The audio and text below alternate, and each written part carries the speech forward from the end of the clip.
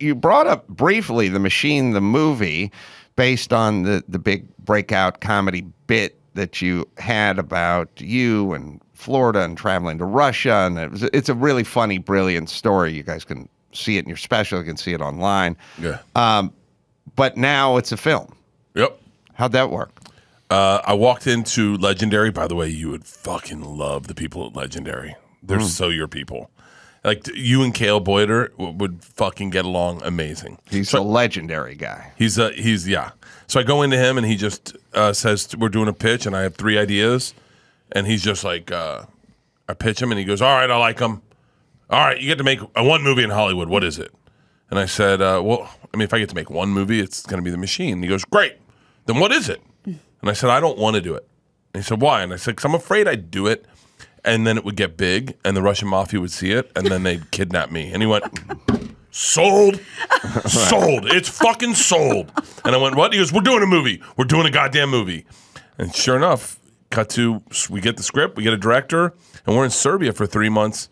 We're doing a movie about me getting kidnapped by the Russian mafia with my dad, and my dad's played by Mark Hamill. My God. And it was the funnest experience. This guy Cale, I love him more than anything, but like it was the funnest experience. When I got there, I was like, all right, I'm not going to drink at all during the movie. I want to look good. I want to look like I was going to get my teeth all done. And he just goes, no, no, we didn't hire a movie star. We hired a fat fuck. God damn it, no.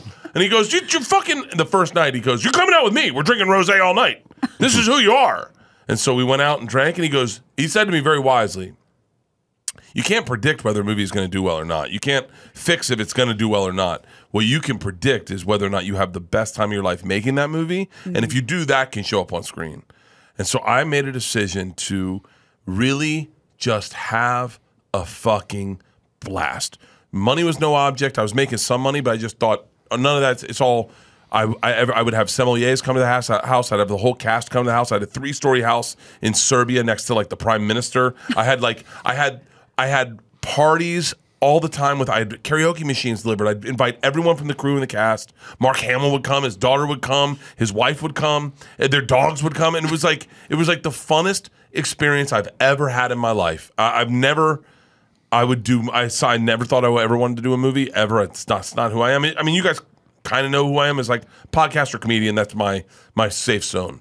I signed up to do 3 more movies immediately. Oh, I was like, this is the funnest thing. And so yeah, so Segura and I are doing a movie, and then my wife and I are doing a movie, and then we're doing another one. Who wrote the script? Scott, motherfucker. Wow, Scott. He must have been Quite making a fun name. of it. No, but he Still wasn't. made fun of in high school. We just got. His name's escaping me right now, but I never really met him because it was during the pandemic, and he was in Florida. He was doing barbecue, and so we just text.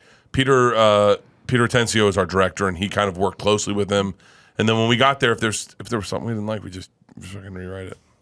Did you tell him Scotty Landis? Scotty Landis. I'm reading the screen Yeah. here. And Kevin Beagle. I think it's Scotty Landis started it. Kevin Beagle is the one I texted the most with.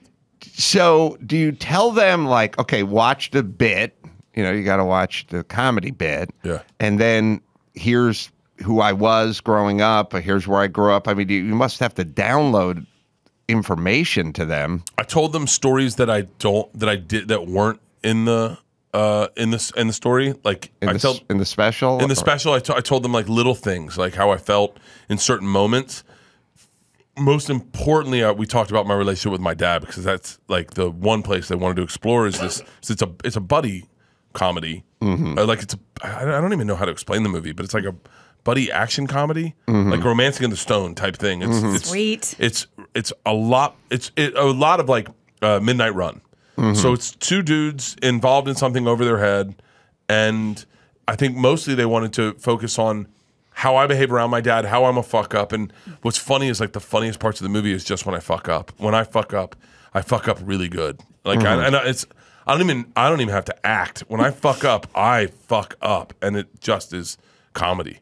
So tested through the roof. We took it to, I'm sure these are things you're not supposed to say, but like we took it to Texas and tested it, and it tested through the fucking roof. And then they were like, hey, what other movies you want to do? When might it come out? I think they were just going to wait until Russia gets out of the news a little bit. I don't know. I have no idea. I hope it goes. I think the idea was let the Russia. By the way, once again, people legendary are losing their mind. They're like, this is not what we say out loud. But you let the Russia-Ukraine stuff die down. The mask stuff starts opening it up. We go into theaters, and I think I would rather it be in theaters. I'm very cool with it going to Netflix. I've had a great relationship with Netflix. Any of the streamers, I've had a great relationship with all of them. But I really want to see. I saw it in the big screen for me. I want it to go open wide and see what happens. Roll the dice. If it sucks, I'll let it suck. But if it's fucking good, I want that money too. Well, you've seen it. Yeah. And yeah.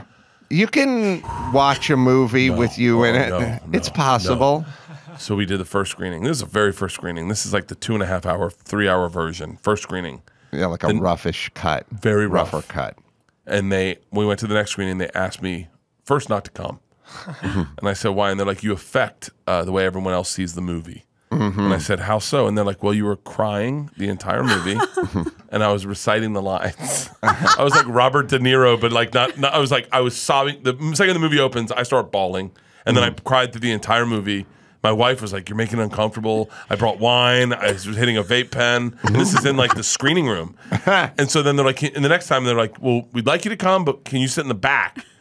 And then even still in the back, they're like, you're really distracting because I'm laughing hard as fuck. I'm like, ah! I'm laughing at parts that I'm not in. Whereas a producer, I was like, hey, man, if you did this, I think it would really work. And then I'm like, yeah, fuck yeah. Like, I'm the worst person to watch my movies with. I love me. But can you, yeah, right. I mean, that's good. But can you objectively sort of step outside of you and go, you've seen a million comedies, a million buddy films, you've seen millions of films and go, this compares favorably. I'll say this. People will say this is the best movie Mark Hamill's ever been in. Oh, shit. Oh, wow. That's big. I think people are going to say... He was in Corvette Summer. Yeah, I think that was the one. I think people are going to be like, it's definitely better than Empire Strikes Back. Shit. It's definitely better than Return of the Jedi. It's really saying something. And I think it's hand in hand with Star Wars. Oh, my God. Mark Hamill, I was exhausting to that poor motherfucker. Yeah. He just was like, I remember the first night, because I'm a little bit, Mark's the sweetest guy in the world. He's not like a ball buster. And so like the first night we get there, my co-lead, this Ukrainian, or not Ukrainian, definitely shouldn't say that. It's not from Ukraine. God forbid I say that now. She's an Eastern European woman, is like the co-lead in the movie. And she goes, hey, whatever you do, don't bring up Star Wars. And I went, well, we're having dinner with Mark tonight. Like, it's going to be hard. Like, it's like a big deal with him. She goes, I know, I haven't seen it, though. Oh, my God. I said, you haven't seen fucking Star Wars? Any Star Wars? She goes, no, I haven't seen it. It just wasn't big in Eastern Europe. And I was like, are you fucking sure? And she goes, I don't know. I don't know the fucking movie, so don't bring it up. I said, all right. So we sit down. Mark sits down. We have our first drink. I said, Mark, Eva's a huge fan of Star Wars. And you see her eyes go big like, oh. And Mark goes, oh, really? What did you like? What did you like about Star Wars? And she goes, I don't know. Typical good guy versus bad guy storyline always gets me. And I go, who's your favorite character, Eva? And she goes, Chewbacca. I said, can you do an impression of Chewbacca? And she goes, oh, of course. Hello, I am Chewbacca. It's good to meet you. Oh, that's a great story. But Mark was he's a good sport. It was a fucking blast. I told him I signed up for 7 more. I'll just do these movies. The Machine, like Fletch. I'll just do the Machine. And I already know the next one we go to Mexico. I get involved with the Mexican mafia, and the Russian mafia has to get me out of the Mexican mafia. Like I'll do. I told him I'll do 7. I had so much fun doing it, and I'm really good at playing me. I'm not good at playing guys that aren't me. The role you were born to play. Right. Me? I can do Bert. I know Bert a lot. Better than anybody. Yeah, I've fucked up so many auditions trying to play other things. Like, they're like, why is your character crying? And I was like, is that not part of it? And they're like, you work at a bait shop.